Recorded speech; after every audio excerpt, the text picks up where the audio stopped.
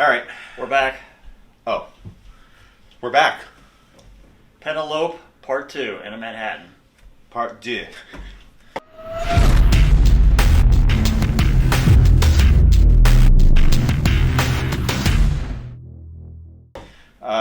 Yeah, so if you guys haven't had a chance to check out the neat pour review of the Penelope 4-grain single barrel or barrel proof, barrel strength,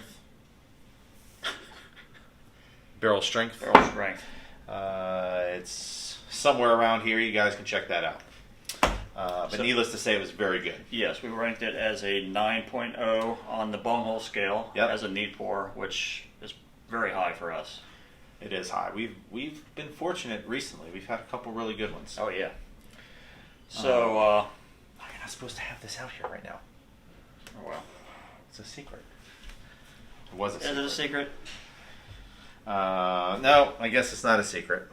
We'll put it here. We're going to come back and revisit the neat pour and how it relates to the Manhattan once we make the Manhattan and try that. Right. So I'm going to start making it. Yeah. I don't know if when you were reading off this last time, did you? I'll wait to pour that in here. Did you go through the tasting notes on this, as far as what the distiller said we should be tasting? I did not. Okay. I just read the bottle. Perfect. Probably in slow motion with some fancy music. Oh, that's happening. Some very foreboding Or music. I should say that happened, didn't it? It did happen. All right. 2 parts whiskey. In this case, whiskey. Barrel or cask or whatever Jesse thought it might be. Yep. Barrel strength. Barrel strength. Can I get the Martini Rossi, please? Yeah, so let's explain what barrel strength is for the novices. Yeah, so basically it's, what comes out of the barrel. Right. So, uncut. Yeah, they're not trying to water it down to reach a certain alcohol content. It's just straight out of the barrel. Correct. Which a lot of people, myself included, I think gives you the best representation of what they were going for. Well, when they blend a whiskey, they're constantly sampling out of it. And they're going for a certain flavor profile. And as you water it down, it changes. Right. So I think it's, in my case, my preference is anything barrel proof or barrel strength. I think gets you really the true representation of what the distiller was going for. Yeah, and obviously you can't do a bottled and bond at barrel strength because there's no chance you're going to be lucky enough to hit 100 proof every time. No. Yeah, most whiskeys in general are proof down to, a specific thing, whether it be 90 proof or 94 or 100 or whatever it is. But for the most part, once you're up over 100 proof, most of those are going to be a barrel strength, or a single barrel. Yeah, so again, I have high hopes for this because in the past we've liked Manhattans and we've stirred. We've liked Manhattan with corn whiskey. And we have. And we've also liked it with single malts. So this ought to be interesting, having everything in there.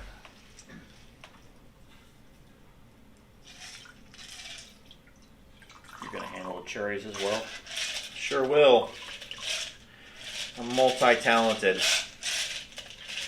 So as you all can see, we've graduated from our travesty fridge ice. We've now moved on to freezer 7-Eleven ice in a bag. Is that what that is? It is. Perfect. So is that graduating? Yeah. You know what? It doesn't matter. The problem is we've outgrown the ice maker in the freezer. Yeah, this is true. Good cherries. Okay. One for you, one for me. Oh, this smells really good. I get a lot of the spice from the rye. Mm-hmm. A little bit of the corn. I don't get as much of the corn in the cocktail. Yeah. I definitely I can smell some spice notes. Smells good. Cheers. Cheers. Slanty.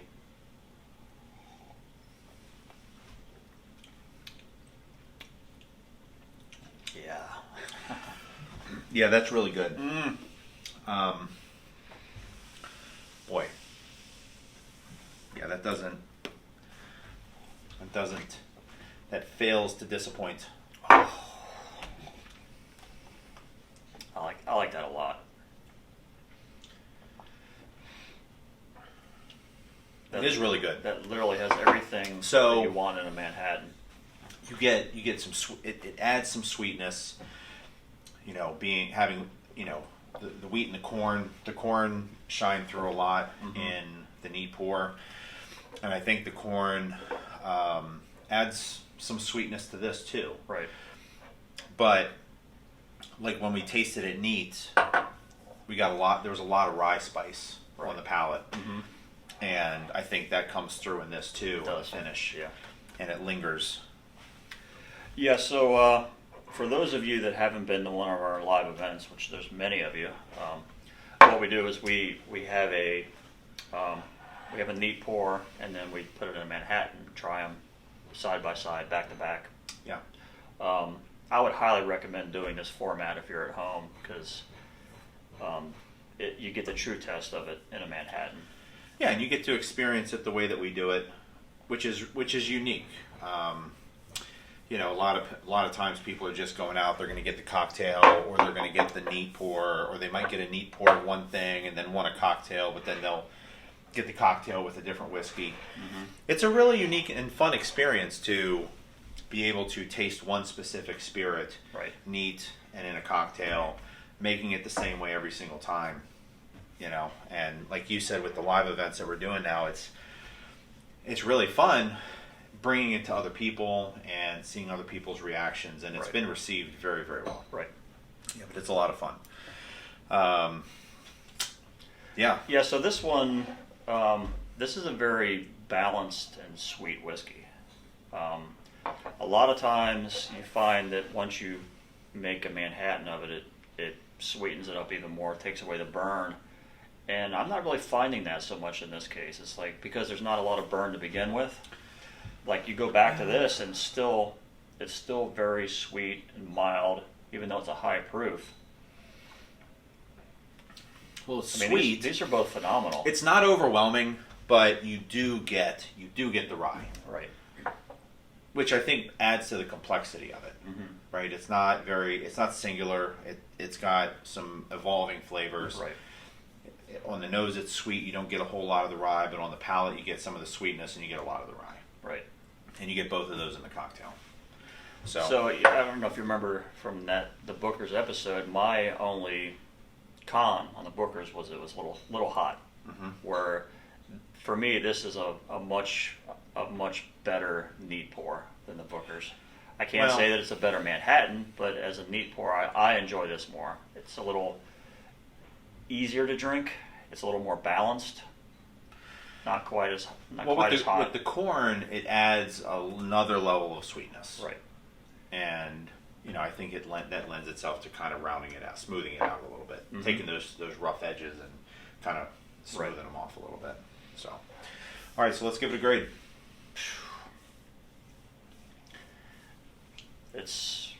For me, it's a 9.5. It may not be where Booker's is, but see, I'm kind of in the I think it's somewhere between a 9 and a 9.5. okay. We put some things up there at 9.5 that I don't think that this quite competes with. I guess do we want to split the difference? If there was a con on this, I would say in a Manhattan maybe a touch too sweet, a touch. Yeah, I could stand. This is all our personal preference. I could stand for something. This is why I like the Booker's as much as I do. It's a darker, richer flavor profile. This is a lighter, brighter, sweeter flavor profile. And if that's what you're looking for, and if that's your preference, then I can see where that would be a 9.5 for you. Well, I mean, understand too, the Booker's we put it at 9.8, so it's not like it's there. Yeah. So I like this better neat than I like the Booker's, but I like Booker's better in a Manhattan than this. I'm like 9.25. Like I would split the difference. That's halfway. Yeah. Yeah. All right, 9.25. 9.25. That's our first two number one. Well, it's 92.5 points out of 100, right? Yes. Is really what it boils down to. I know 9.25 sounds crazy, but on a scale of 100, right, 92.5 is high. And what this just did too is it put it in the final round, because we have now a 9.5, a 9.8, and a 9.25. Well, let's just make this a 9.3. Just keep numbers whole. Whatever. So 9.3. Okay. So for, 93. For all out of you of at home that care whether it's a 9.25 or a 9.3, we rounded it up. It's good. Yep. So, well, you've killed yours. You can kill that one. Okay. All right. Till next time. One sip. Nobody knows these fools. Cheers, guys.